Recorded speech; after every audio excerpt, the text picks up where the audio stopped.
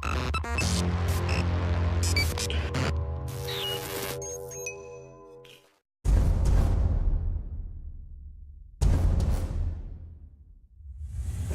2015 Formula 3 Australian Drivers' Championship has been a show-no-mercy battle between two of the biggest rivals the sport has ever seen. John Collins and Ricky Capo have diced the death at every round this year. And entering the Thunderdome this weekend, the rules are simple. 2 men enter, 1 man leaves.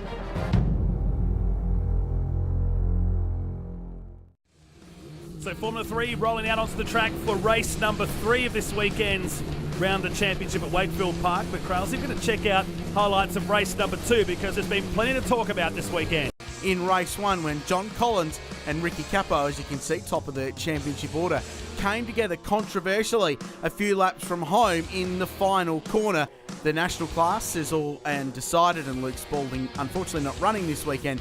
Race 2 of this special 4-race program held early on today. John Collins started from a long way back on the grid. Ricky Capo carved his way through to the lead by turn 2. John Collins was stuck in traffic and had to fight his way through the field. It was crucial, Matt, that he got to the front quickly. Oh, and it wasn't without carnage either. As the 46 got in contact, Shane Riding, he had a very interesting day, didn't he? Yeah, Riding then had a spin, caught up behind Roland Legg on the run out of turn 2, and that brought out the Shannon's Nationals safety car. So too, Shane Wilson stuck down at turn 10, the Kumo Cup racer. It's a hard track to get your head around. There went another spinner at the back of the field here. It was the 91 machine of Andrew Vlodek that went off the racetrack on the restart. And Denny Rumble making his return back to the championship in the car that Tim Macro drove. And poor old Shane Riding, he'll be dizzy. This brought the safety car out though once again. It set up a 1-lap dash to the flag where Capo, in a thriller, held out John Collins by just 1/10 of a second and got even closer to the lead of the Australian Formula 3 Championship. Ricky Capo from pole. If he finishes in front of John Collins in this, he leads the championship, but he stalls. Unbelievable. Championship on the line. He pops the clutch and goes nowhere. And very lucky not to keep the car stalled, so now he has all the work to do, much like Collins had to in race 2. Well, it's a free kick and a 50-metre penalty up the field for John Collins because he's just got this bunch of positions in the race lead in the McDonald's Gilmore Racing entry.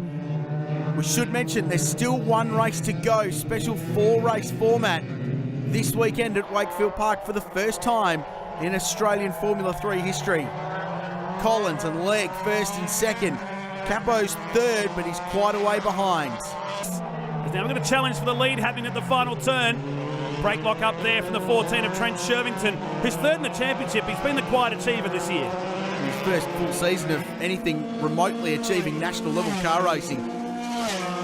So this has been a huge performance on board with Roland Legg.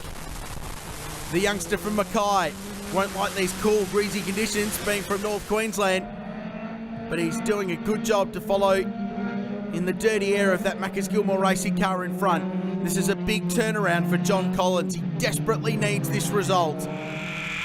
Tricky conditions. It's a little bit misty out there at the moment. Oh. Nathan Kumar, reigning national class, has spun the R-Tek Motorsport entry. Car 7 loops it at the top of the hill. Been a good drive so far for Legg. James Rosenberg Racing sponsoring him this weekend. And pressure on as Collins locks the unloaded front Kumo in the braking zone into the final corner, and ever closer draws Ricky Capo. Rear tyre looking a bit sad, isn't it? The right rear, it's a nice little cut on the outside of it. So big moment, he's feeling a bit of pressure because he knows even though Ricky Capo stalled, he's up to third position and coming on strong. Safety car. So safety car out. This is not what he wanted to see. No, it just gives Capo another free kick to his direction. Nathan Kumar ready, spun down it and just re-engaged it, didn't he? He was quick on the starter button, but by then he was 8th, and it really cost him a lot of track position. So this safety car is so vital for him. Oh, so lucky. So lucky. Could have had championship implications on it. This was Kumar just getting the car unstable at the top of the track, spun car 7, and ultimately would stall. And you think about the gravity of stalling there. If he was hit by anyone, it's championship over. That's it. he would not win the championship. But because he had the presence of mind to get it fired up quickly, everyone else took evasive action. He's back in the game. Collins leads on the restart. Roland Legg second and going for the lead. Big move. It's an enormous move, and Collins fighting for this. Desperately wants to win this race. And he'll hold on to track position. Oh, just hold on to it. So lucky not to find the weeds then, but that was ambitious from Roland Legg, so he's rattling the McDonald's Gilmore entry. This is exactly what Collins wants, a car between himself and Ricky Capo, but Roland Legg, hey, he wants a race win here. Yeah, he doesn't need to worry about the championship, doesn't care about that. Just wants to set his career up for perhaps a full-time campaign at the championship next year. Every single car in Formula 3 can feel every single bump on this course. Unlike the other cars we see during our Shannon's Australian Motor Racing Nationals coverage, the top three covered by second. Looking back from the McDonald's Gilmore entry, your leader John Collins, his championship rival, he's in third position. The intensity level is just enormous. These young drivers fighting for the championship and knowing full well that whoever finishes in front out of Collins and Capo in this are very likely to go on and win the championship in race 4 a little bit later on. And Collins is doing all he needs to do at the moment to hold on. Leg off the road, he's dropped it wide. Capo should go through. And he does. Critical mistake. Just ran wide and bounced the car off the curb. And all of a sudden, Ricky Capo has got the race leader in his gun sights. Replay at the start. This is when Roland Legg pulled the car out for a pass at the bottom. Left it to the last minute. Got it done here. But Collins, he hung tough on the outside. You can just see the front wing and went well deep into this corner, and lucky not to go off into the dirt. Yeah, about as committed as you're going to get going into there without having a crash. Oh, cool shot. Yeah, that's awesome. How's the commitment from Legg on cold tyres to get it down the inside? Really impressive stuff. Rare you see an overtaking wings and slicks cars there. Good exchange. And Collins just kept the boot into it on the outside and held on. And then this is that moment, critical moment it could be for Legg. A little bit wide, watch the curb, bounce. So lucky not to have a tank slapper to the left-hand side, and Ricky Capo pounces and goes to second, and now challenges for the lead. Crails here at the final corner. Round the outside, but Collins defends. Slow run off though. Capo will be in the game here, in the toe. Oh, and butt drafts him. Wow. Contact on the straight at 220, fighting for the lead of the motor race. An advantage in the championship. Whoever finishes in front leads the championship going into the final race. Simple maths now. That was crazy. Well, I haven't seen that ever in F3 racing. Just turned it up to 11. That's unbelievable. Wow, down the hill, Capo. Fiery, aggressive, young Victorian up against the Sydney sider who's got a little bit more experience in these cars, but at the moment he's under siege from the Johnny King Racing entry. Did someone say championship is on the line? I believe they did, because this has absolutely turned out to be a belter of a race. This is an enormous fight. Haven't seen a showdown like this for some time in Australian Formula 3. Collins this time doesn't have a white Dallara jammed up his rear diffuser. As they start the final lap, what's Ricky Capo got, Matt? What's he got? These guys have got a 3-second per lap advantage over the rest of the field. They're running 54.6 and 54.7 to 57.5 of Trent Shervington. That's why the margin is well and truly over 5 seconds now. And this, the final lap, set us up for an absolute thriller in the final one. The pressure is immense, and a little bit of traffic in front as well. Might just hurt John Collins in the McDonald's car. Capo is there. He's got to get up the inside of McAlpine, and he does.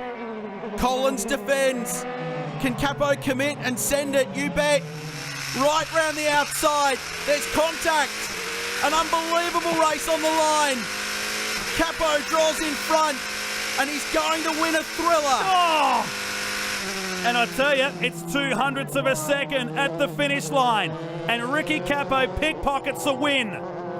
Unbelievable. And that was as near a crash as you're ever going to get when they got to the line, because their wheels were interlocked. How's the commitment and the bump around the outside? The dirty side of the road. Watch this. Watch this. Oh, man, that's close. And here it is from Collins. Two guys going at it right to the finish line. Not an inch given. What's the bump here? Just like that, and it's 200ths of a second. Ricky Capo, your winner. Closest finish of the season in every Shannon's Nationals category. All 14 of them. And that is the closest race. Amazing. Leg third, Shervington fourth. But the story is this compelling fight, and Ricky Capo now leads the championship going into the finale. It was a fantastic race. The car handled really good, so I'm really proud of the team for setting it up how it is. After I started on the line, I really thought the championship was over, but thankfully there were a couple of safety cars, well, one safety car, and that brought me back into contention, and I was just basically trying to find an area to pass John. I knew I was quicker than him, but he defended very well, but he just gave me enough room on that last corner. Time to check out highlights of the final race of the year, and it didn't get off to a great start for Roland Legg. This put him to the back of the field, Krause. The maths in this one was simple. Whoever wins or whoever finishes in front becomes the Australian Formula 3 champion. It teed off a little bit. Shane Wilson turned around on the exit of turn 2, and that brought out the safety car. Briefly, we're back racing quickly. The championship combatants got on with it right now. They would disappear into the distance in this race. Even though they were battling, they pulled away at like 2 or 3 seconds per lap. And this was an unreal exchange. Collins again, for the 4th time in 4 races, was on the receiving end of an almighty battle and had to defend, and they drew side by side on the start-finish straight, but Collins was not willing to give way at turn 1, and that was a very, very big moment in the context of the championship. Could have been a big moment for both the cars had that made contact. And then this pass down the inside. Tried it here, they went side by side, and ultimately Capo would take the lead, a defining moment at this year's championship. And Collins fought and fought some more, but couldn't find the grip and couldn't hang on the outside. And the young Victorian was key. Collins, the story of his race would be traffic. It would cost him a lot of time and maybe an ability to get back to that rear wing of the Joni King Racing Dallara in front.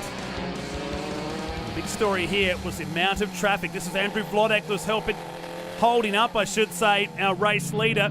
He was carving his way through the traffic. This shows you how far ahead they were of the field. Some of them process of maybe 25 seconds the lead was here. Yeah, they were just miles out in front racing their own motor race.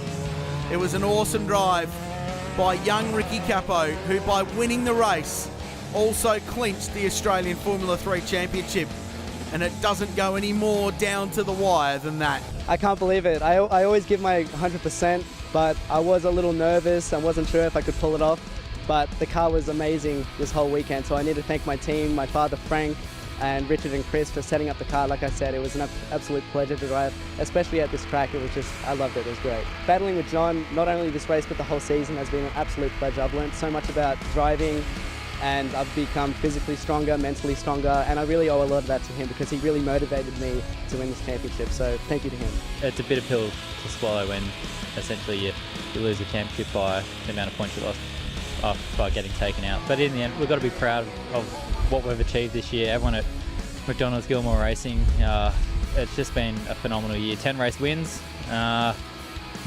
multiple pole positions, fastest laps, so we've got to be proud of what we've achieved. We've been running at the front side by side with Ricky all year, so full credit goes to the team. They've done an amazing job, and I'm very proud to be a part of this team. So by a margin of 4 points, completing a 19-point deficit, Ricky Capo wins the championship. A breathless finale in Formula 3 over John Collins. Trent Shervington in 3rd place, with Luke Spalding winning the national class in front of Nathan Kumar, the Rookie of the Year, and Denny Rumble in position 3rd. What an unbelievable championship fight, Matt Nolte, that's gone all season long. Exactly right, and a deserving winner, Ricky Capo, gets the job done in the final round of this year's Australian Formula 3 Championship. There they are up on the podium. Well done to our top 3. The National starts to wind down. We head to Sydney Motorsport Park for the final round in November. Head to thenationals.com.au. For Richard Crail, I'm Matt Nolte. We'll catch you soon.